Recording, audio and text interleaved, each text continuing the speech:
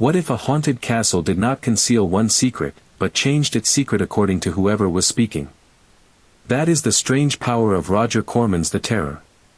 A French officer finds a woman who may be living, dead, bewitched, or all three. An old baron confesses to murder, then turns out not to be the baron. A witch pursues revenge for a son who is not the victim she imagined. Even the castle seems unable to decide whether it is a tomb, a theater, or a trap filling with water. The easy verdict is that this 1963 Gothic horror film is simply confused. Its production certainly was. But confusion is not merely a defect here. It becomes the movie's governing dream logic.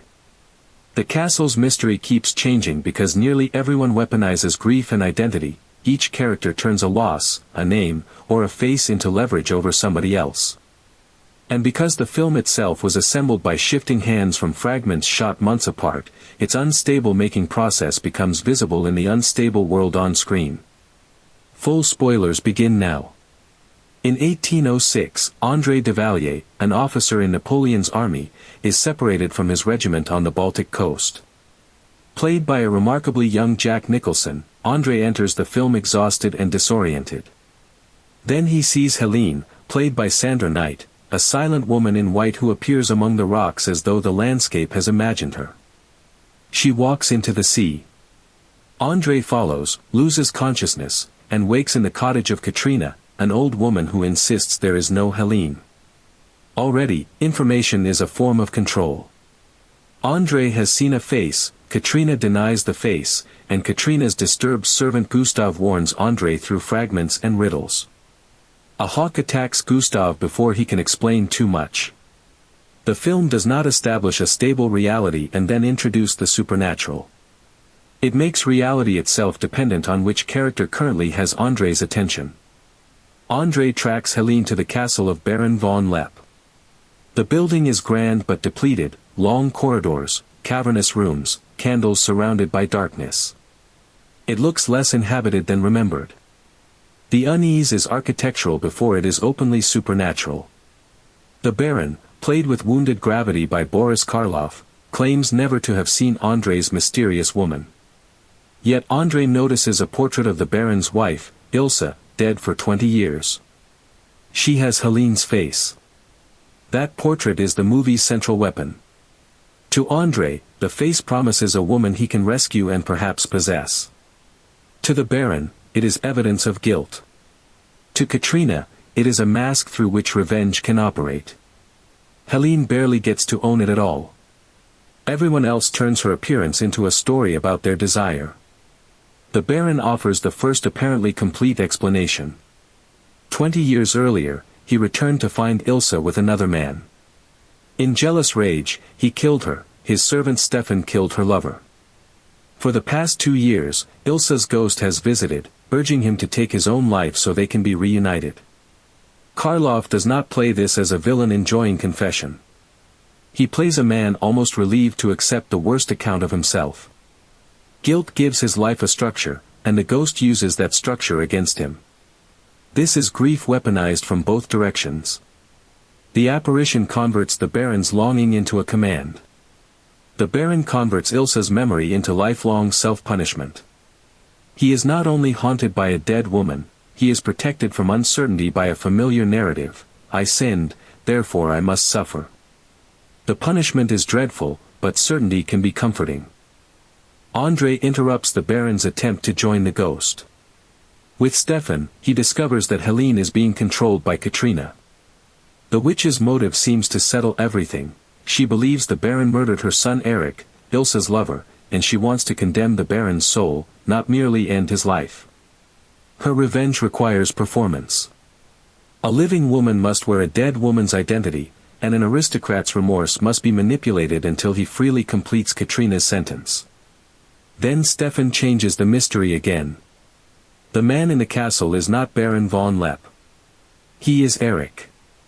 According to Stefan, the real Baron died in the confrontation 20 years ago. Eric survived, assumed the Baron's place, and over time convinced himself that he truly was von Lepp. Katrina has therefore been tormenting her own son in revenge for her own son. The revelation is wonderfully excessive, but it sharpens the film's theme. Identity here is not an inner truth waiting to be discovered. It is a role sustained by architecture, servants, costume, repetition, and guilt. Eric possesses the castle and the Baron's title, but those possessions eventually possess him. Stefan is essential to that arrangement. He knows the history and has spent 2 decades maintaining the imposture. Calling Eric Baron is not politeness, it helps manufacture the person standing before him. Stefan later provides the explanation that supposedly resolves the plot, yet he is also the character most invested in keeping its central lie alive. In The Terror, exposition never arrives from a neutral source. Every explanation is also an alibi. Even Andre uses identity as pressure. His uniform grants him instant authority, although he is lost, isolated, and frequently powerless. He insists upon being treated as a rational investigator, but his pursuit begins with fascination, not evidence. He wants Helene to be a woman in danger because that makes him her rescuer. The Gothic hero and the haunted aristocrat are closer than they look, both organize an unknowable woman around a role that protects their own self-image. Helene, or Ilsa, is the story's most unsettling absence. The film identifies her in incompatible ways, a mysterious traveler, Ilsa's ghost, Katrina's instrument, and, in the final shock, something visibly inhuman.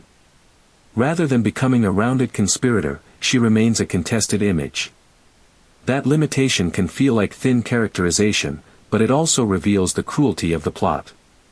Helene has a face everyone recognizes and an identity no one permits her to define. The climax turns all this unstable psychology into collapsing space.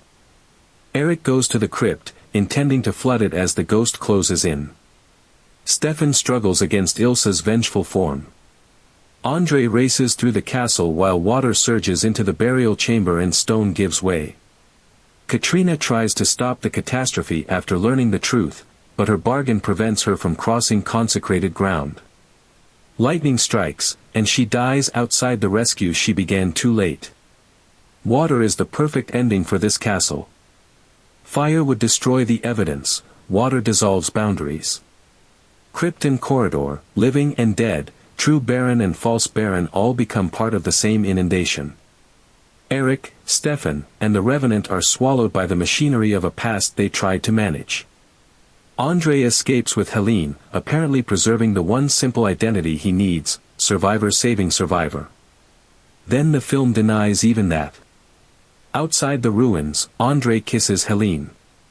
In his arms, her face decomposes into a skull. The effect is abrupt, almost insolent. It does not neatly confirm whether she was a ghost, a reanimated body, a shape-changing agent, or a demonic illusion. Instead, it destroys Andre's final claim to certainty. The woman he called Helene cannot be carried out of the mystery because Helene may have been only its most attractive mask. That refusal to stabilize becomes more fascinating when we consider how the movie was made. Corman began with leftover castle sets from The Raven and shot Karloff's material in only 2 days. The remaining footage accumulated over many months, with contributions associated with Francis Ford Coppola, Monty Hellman, Jack Hill, Dennis Jacob, and, by some accounts, Nicholson, while Corman reshaped and reshot material.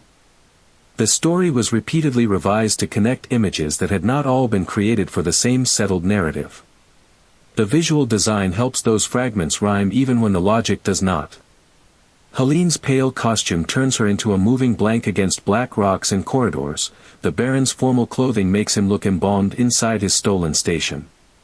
Ronald Stein's music repeatedly supplies urgency before the plot can supply certainty. Most important, doors, curtains, arches, and portrait frames keep placing people inside smaller pictures. The composition suggests that identity is always a frame someone else has selected. Even the seacoast, supposedly open space, becomes another enclosure when fog, surf, and steep rock cut Andre off from his regiment and from ordinary time. You can feel the production seams. Performances shift in temperature. Daylight and darkness do not always seem to obey the same clock. Locations feel joined by sleep rather than geography. Characters cross doors and coastlines as though entering somebody else's version of the film. A conventional production would try to hide such discontinuity. The Terror accidentally makes discontinuity expressive. Its creators kept reassigning meaning to existing footage just as its characters keep reassigning identity to an existing face. That does not mean every muddle is secretly mastery. Some explanations are clumsy. Andre's emotional attachment develops faster than the drama earns, and Helene's lack of agency remains a genuine weakness. But a productive reading does not have to declare the flaws intentional. It asks what those flaws do once they are on screen. Here, they generate a world where motivation always arrives after the image, where causes feel retrofitted, and where no revelation can hold for long. That is why Karloff is the film's anchor. His sorrow gives weight to a structure assembled on the run. When he stares at Ilsa's portrait or listens for her voice, he makes an improvised mythology feel ancient. Nicholson supplies the opposite energy: youth, impatience, forward motion. Between them stands a castle that rewards neither reflection nor action, because both men mistake a role for a truth. The Terror is not compelling in spite of being unstable. It is compelling because its instability mirrors its subject. Grief makes Eric live under another man's name. Revenge makes Katrina misrecognize her own son. Desire makes Andre mistake an image for a person. Loyalty makes Stefan preserve a lie until the lie becomes a life. The castle keeps changing its secret because a secret is useful only while someone can aim it at someone else.